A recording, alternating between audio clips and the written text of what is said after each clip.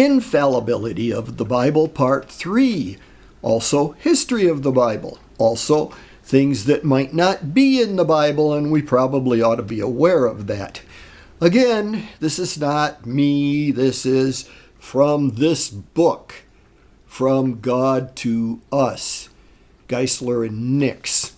There are copies of the New Testament that are considered the best copies. And in this book, the ones that are listed, I'm going to list the top 3.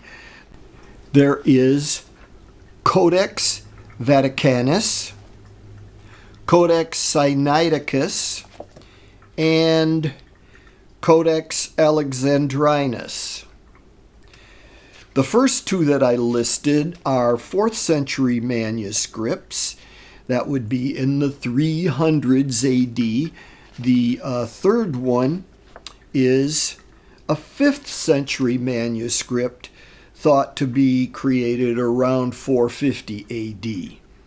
2 parts of the New Testament that are in dispute are the ending of Mark and a portion in John, and it's basically the first part of chapter 8 of John. That is the woman who was caught in adultery, and Jesus says, "He who is without sin cast the first stone." Of these 3 manuscripts, which are the first 3 listed in this book as being the most important manuscripts, the first 2 do not have the long ending in Mark. That is, Mark 16:9 through 20 are not included.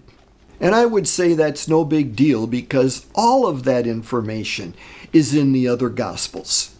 But the other passage in John, that's the first part of chapter 8, is not in any of those first 3 manuscripts that are considered the best manuscript.